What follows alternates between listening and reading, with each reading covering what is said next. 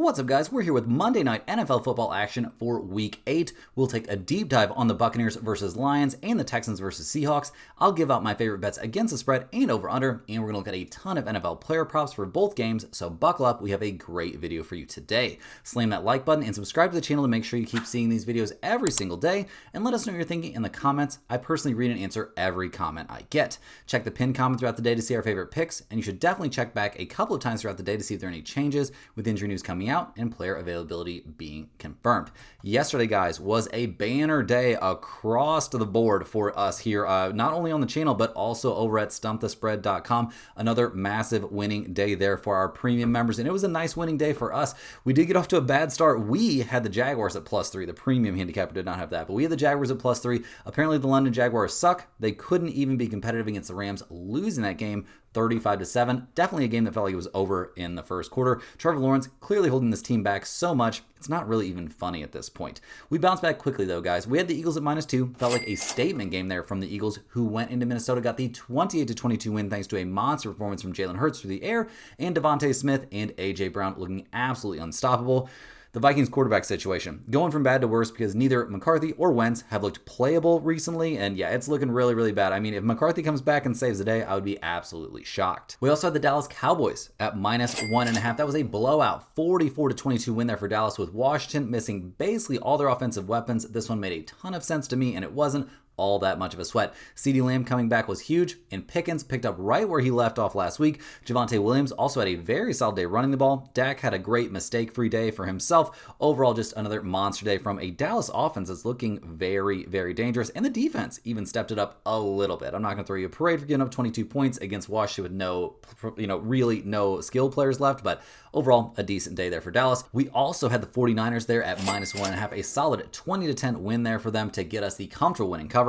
Mac Jones actually did not have a very good day out there, but Christian McCaffrey, what a monster. He took over, accounted for over 200 yards of offense and 2 touchdowns, and the San Francisco defense there looked very, very good despite missing some very important pieces, stopping the run and holding the Falcons to only 10 points. Now, our biggest, probably worst play of the day, unfortunately, we did go with all those trends and take the Raiders +12.5 as our dog of the day. Trusted the trends too much. They're just a terrible team. Seem like they aren't even capable of surprise games against anyone semi-decent. Geno Smith probably shouldn't see another NFL start in his career, and the Chiefs all of a sudden look lethal now they have all their weapons back. We also had the Browns, guys. That was a nice win. Another good win there for the massive lock of the day. It did feel a little bit weird to have the Browns be the massive lock of the day, but this game was over by halftime. Cleveland built a 17-6 lead. They were dominating on both sides of the ball. Tua shouldn't see another snap on an NFL team in his career. At least that's my opinion. And this Browns defense at home looks very, very scary. So overall, a very nice 4-2 day out there, continuing the run of profitable days. I don't know if we're up to 4 or 5 profitable days in a row, something like that, but things have been going great. Things have also been going great over on the premium side, where we had another nice winning day over there for the premium members. So we'll talk about all that here in a little bit, but first, we're going to go ahead and dive in. Got 2 very interesting Monday Night Football games to talk about. I love these Monday Night doubleheaders, and first up, we're going to look at the Tampa Bay Buccaneers as they go on the road here to take on the Detroit Lions. The Buccaneers come into this game 5-1 on the season, having a great time so far, easily on top there in the NFC South. They did win their last time out, a 30-19 win against the San Francisco Giants, so well played there. You had to love it if you were a Buccaneers fan. Obviously, Baker doing his thing out there, 256 yards through the air, 2 passing touchdowns, completed 17 of 23 passes. He also ran the ball 3 times for 14 yards, so a very, very solid day out there for Baker, just across the board. No interceptions, no turnovers. Just Baker out there absolutely balling. Now, on the running side, Rachaad White did have a decent day as well. 17 carries, 65 yards, a touchdown. Sean Tucker also had a touchdown there. So very, very good stuff from the Buccaneers offensively just in general. Taking advantage of 49ers team, they just looked pretty good defensively against the Falcons. So we'll see if Tampa Bay can keep on putting up those good numbers. And this one, obviously going on the road to take on the Lions, could be a little bit tougher, but we loved everything we saw from them there offensively last week. And they're missing maybe not everyone, but pretty much everyone last week, like they might be once again this week. We'll talk about that. We'll take a look at the injury report here in just a second. Now, defensively, giving up 19 points to the 49ers doesn't look amazing necessarily, but they did pick off Mac Jones twice. they did also give up 347 passing yards, so that is very concerning. They slowed down McCaffrey in the running game, but couldn't really stop him there in the passing game. Also gave up a ton to Kendrick Burns. So yeah, we'll see if the Buccaneers defense can step up a little bit in this one, but obviously not a defense that I am necessarily super high on this season. They haven't played the craziest schedule, and they're still 24th in the NFL, giving up 25.2 points per game. So not necessarily a great defense. They come into this game still looking very banged up offensively. Bucky Irving is already confirmed out for this game. Mike Evans has a chance to play. Right now it's being looked at as, since he was a participant there in Saturday's practice, he's going to be a game time decision. It's a hamstring issue, so I would assume they don't want to rush him back, but if they're letting him practice and they're listing it as a game time decision, if he feels good enough, he could go in this game. I would be very worried about him re-aggravating something, but we'll see. It sounds like there's a real chance actually that Mike Evans plays in this game.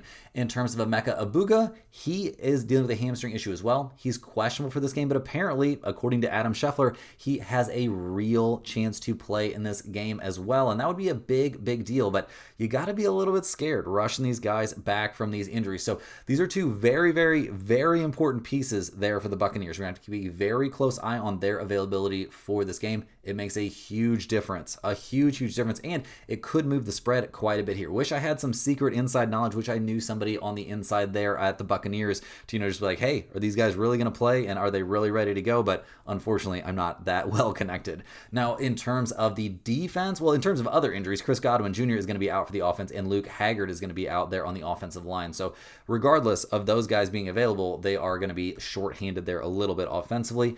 In terms of the defense, they are relatively healthy. Levante David is questionable there at linebacker, but I think there's a pretty good chance he ends up actually playing in this game. So yeah, a ton of injury uncertainty for the Buccaneers. Unfortunately, we're very unlikely to have a lot of clarity on that until basically game time for this one. So this could be a situation where you want to be at your computer waiting for that to break to get your bets in on whichever side you want. We'll see that. We'll have to keep close track of that. Now, in terms of their opponent for this game, the Lions come into this one fresh off a pretty embarrassing 30-17 defeat there at Kansas City. Not a great look in that one. They are 4-2 on the season, but their wins are against the Bears, a good win against the Ravens, but then a win against Cleveland and a win against the Bengals. Like, they really haven't beaten anybody this season. Their two toughest games were against Green Bay, Kansas City, or I guess three toughest games, and at Baltimore. And they won that Baltimore game, but other than that, I haven't been all that impressed. In the loss at Kansas City last week, there were definitely some positives, but there were also clearly some negatives. I mean, you don't lose 30-17 without there being some negatives mixed in there. Jared Goff was good. 23 of 29, 2 touchdowns, 203 yards to the air, 0 interceptions, and only sacked once. It's not going to get a whole lot better from Goff on a normal basis, at least. We'll see, though. He's got a chance to have a big night here against a Buccaneers defense that's pretty mediocre. Gibbs and Montgomery didn't look amazing running the ball there against the Chiefs. Now, obviously, the Chiefs defense is better than the Buccaneers defense. I don't think that's a stretch, but they're going to need better production out of those guys. Jameson Williams, Sam Laporta, Amon-Ra St. Brown, all having decent but not amazing days catching the ball, and they lost 17-30 despite not having a turnover in this game. So a bit of room for concern there about the Lions. Now, defensively giving up 30 points against the Chiefs is not great. They had no answers there for Mahomes. He had 3 passing touchdowns, also ran for a touchdown. Only sacked 3 times, or I guess sacked 3 times, depending how you want to look at it. Picked off 0 times and turned the ball over 0 times. They struggled against Kelsey. They struggled a little bit against Juju Smith-Schuster, which is concerning. And yeah, just not a great day out there defensively for the Lions. And over the course of the season, while they've had some decent games, they haven't been great. They're 18th in the NFL, giving up 23.7 points per game. Now, offensively, they're second in the NFL, putting up almost 32 per game. So those things kind of balance out. We'll see what they look like here playing at home. Now, in terms of the Lions injury report, we do see Taylor Decker questionable there at left tackle. That would be a problem if he missed this game. Maybe not a massive problem, but definitely concerning. They need to have a healthy offensive line if they want their running game to really get going. Defensively, there's some problems. Brian Branch is suspended. Kirby Joseph is out. Terrion Arnold is out. DJ Reader is questionable there at right tackle, or right defensive tackle. So yeah, a lot of question marks out there. They're already missing plenty of guys for the season. So the defense, especially in the secondary, not looking so good. And that is a big problem here going up against Baker Mayfield and the Tampa Bay Buccaneers, who are looking suspiciously close to getting healthy. So we're a little bit concerned here looking at the numbers for this game. The Lions are all the way up to 6-point favorites. We've got a total of 53 in this one. The weather situation for this game, I know they're playing in a dome. Don't come for me in the comments. I know they're playing in the dome. It's going to be a little bit cooler of an environment being up there in Detroit for these Buccaneers players, but they're used to it being inside. I don't think this is a big deal. We're not going to be taking weather into account in this game. Tampa Bay is 4-2 against the spread this year. They are 4-2 to the over. Detroit is 4-2 against the spread. They are 3-3 to the over/under.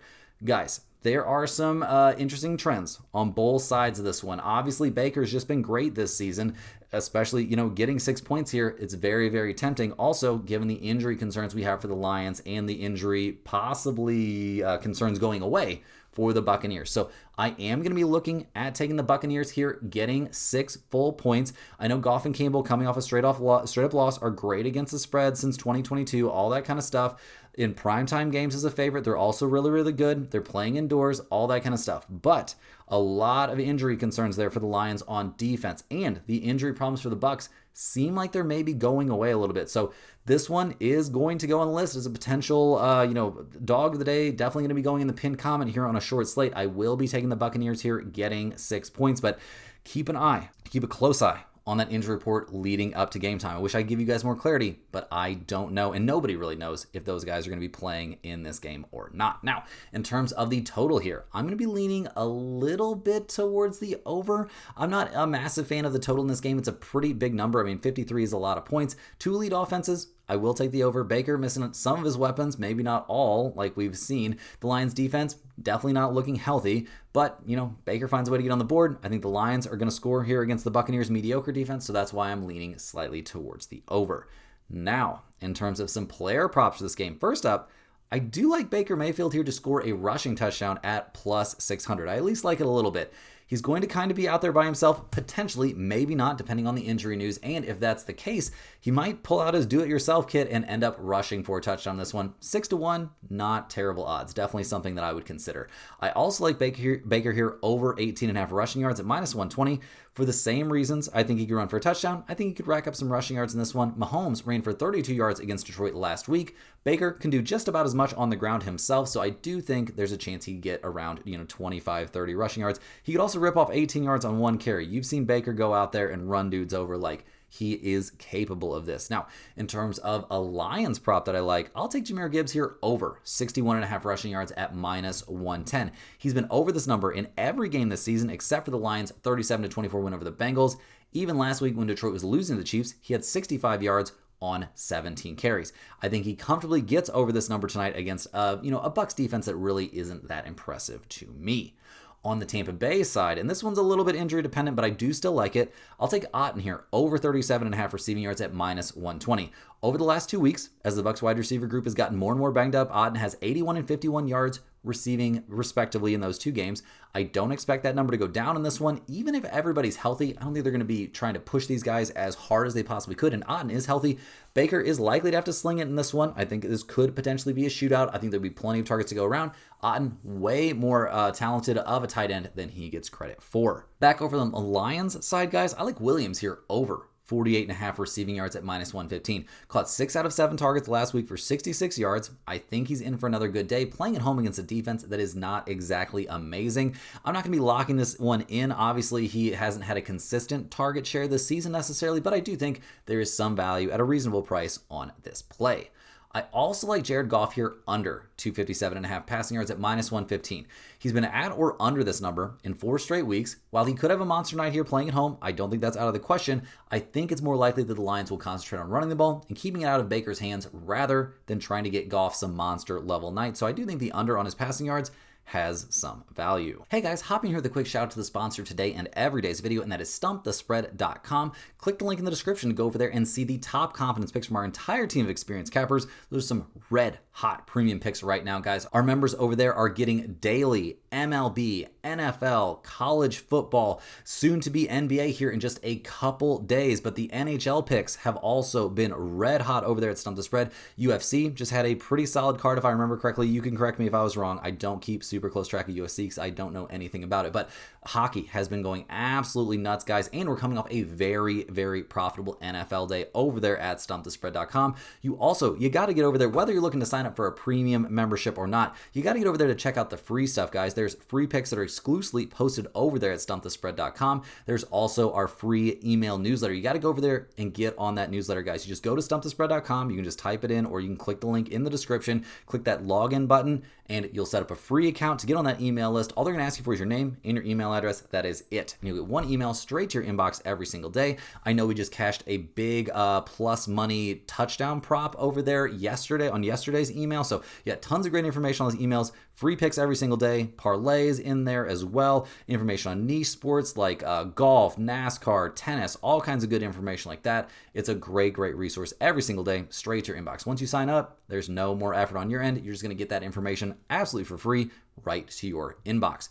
Also, guys, you got to get over there to stumpthespread.com to check out the premium picks. They are coming off a monster day. The hockey picks, we'll talk about those first. Those are going absolutely nuts. Here on the 19th, they went 2-2. Not a good day, or 1-1. Not a great day for the hockey picks, considering what they've done over the last several days, guys. The 16th, 17th, 18th, and 19th are combined. What is it up to now? I think it was 11-1, so now it's 12-2. Like, it's been absolutely nuts. Just the amount of winning that our NHL capper is doing here right out of the gates. Clearly, he has a pretty good read on what's going on in NHL, and our NFL handicapper is coming off a very solid day, guys. He cashed the Rams as a one-unit play. The opposite side of us, he was on that one and nailed it. He had the Browns. That was a nice win. He had a Bryce Young touchdown prop there at plus 650.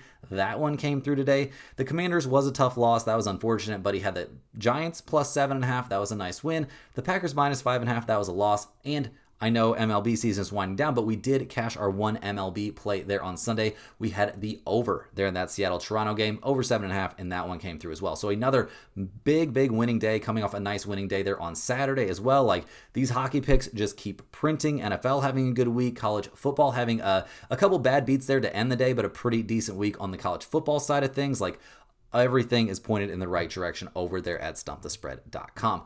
Also, guys, if you're a huge fan of what you're seeing from us here every single day, click that little join button right below the video to sign up for a YouTube channel membership. YouTube channel members get early access to all of our videos. They get their name up on screen in every single video, but maybe most importantly, you get access to our members-only giveaways. And today is the 20th, guys. It's 7 days since our last giveaway, so we are going to be giving a hoodie away today to one random channel member. We put the name of every single YouTube channel member we have here at time of recording on Sunday night, the night of the night before the giveaway, and we're gonna spin this wheel and see who wins this free Stump the Spread hoodie. Love doing these giveaways every single week. Want to keep doing these forever or do even more. It looks like the winner this week is going to be Les Scissortus. Get in the comments. Let us know that you see that you won the giveaway. We'll get your address, all your information. We'll get that hoodie out to you as soon as possible. It can take as little as 7 days. Usually takes around 7 to 10 days to get that hoodie to your address. Obviously, it depends on where you're located. But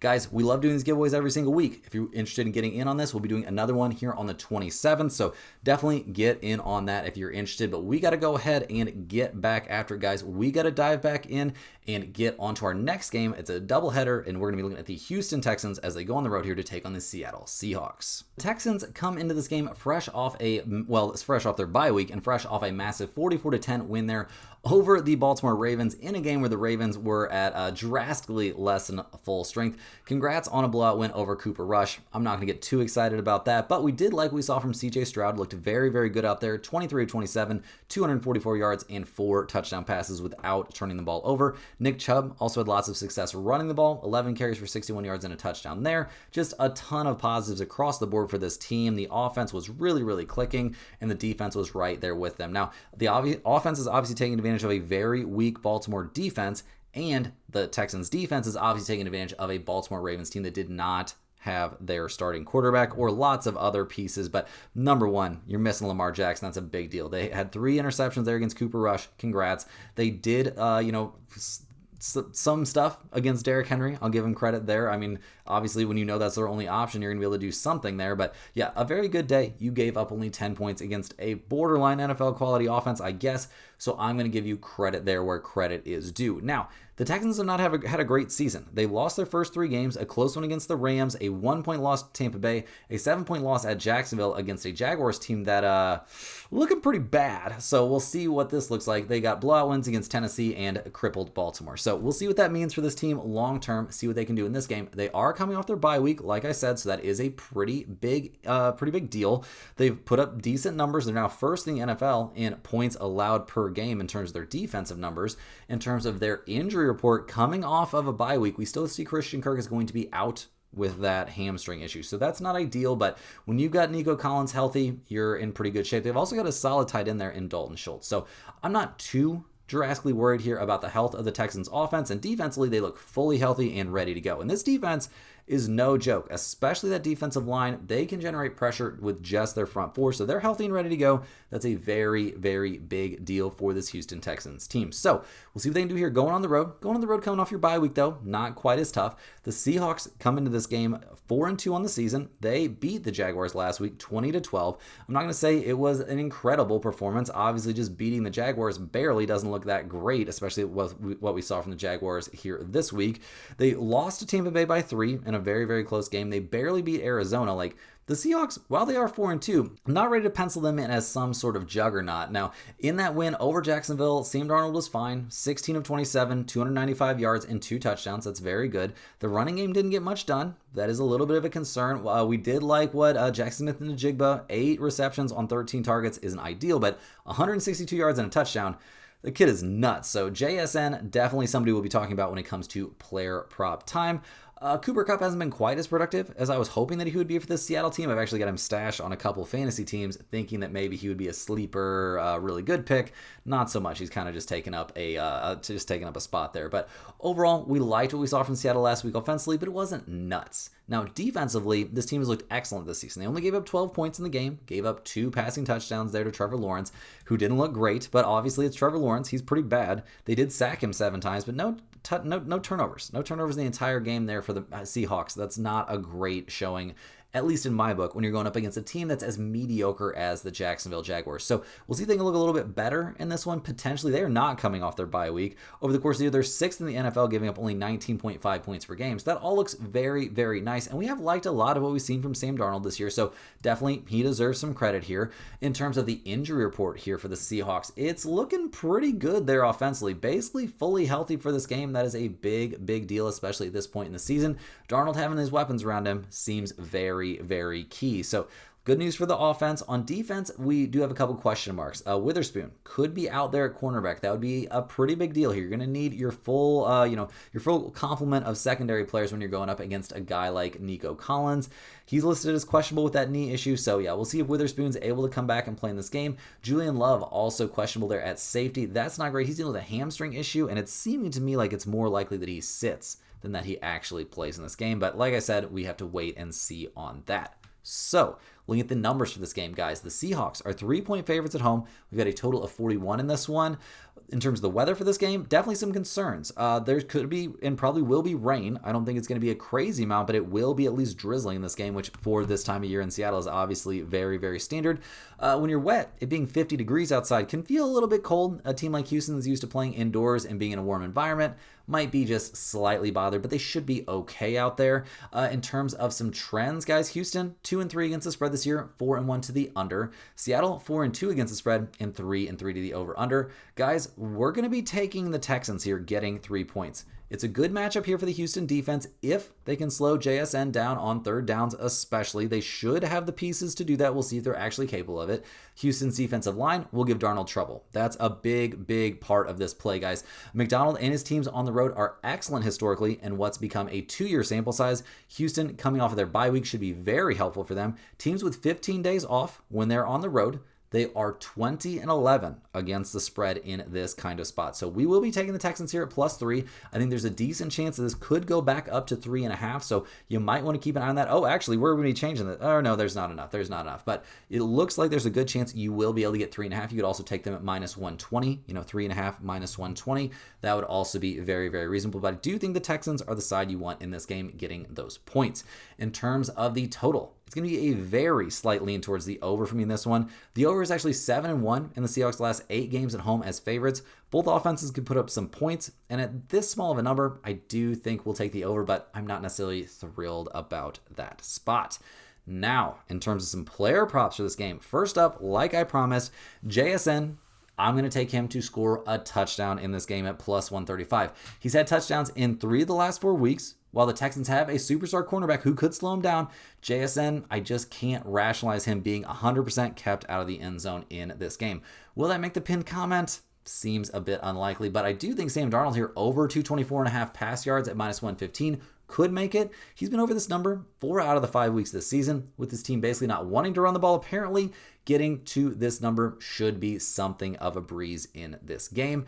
I'll also take Darnold here over 1.5 passing touchdowns at plus 135. He's been over this number 4 out of the last 5 weeks, and without much of a running game, that's got to be how they find the end zone. And getting plus money on this play does feel pretty nice. A little bit of a weird play that I would have never expected to take here a couple years ago. CJ Stroud, over 17.5 rushing yards at minus 120. Not necessarily a guy known for his legs, but over the last 5 weeks, he's been over this number in 5 of them. So very, very solid. Been over this number in 5 out of the 6 weeks this season. He can for sure keep plays alive here against Seattle and might have to when they bring the pressure. So I could actually see him running the ball a few times in this game, and getting to 18 rushing yards isn't that big of an ask. I also like Walker the third here, over 49.5 rushing yards at minus 115. I know I've been saying a bunch of bad stuff about the Seattle running game, but coming off a shockingly down week against the Jaguars last week, I'm fully expecting to get back to normal, and that means he'll be over this number pretty comfortably. Getting to 50 rushing yards, not that crazy of an ask. Guys, that's all we've got here for Monday Night Football. Hit that like button for good luck on all of your bets. Subscribe to the channel if you're new around here, and let me know in the comments any questions you have on today's slate. I'm committed to trying to get back to every single comment that I can every single day. I appreciate everybody watching these videos. Definitely want to click the link in the description. Get over there to stumpthespread.com. Check out those red hot premium picks, guys. Our NHL dude is on fire. NFL is really hitting its stride. Like, this is a fantastic time to be on board across all the major sports, and NBA is right around the corner. It's going to be a great season of NBA over there at Stump the Spread. So definitely check that out, guys. Also get over there to stumpthespread.com, check out the free picks, and get on that free email list. It's a fantastic resource every single day and very, very easy to get. Guys, we'll see you right back here tomorrow. Same time, same place for more sports betting action.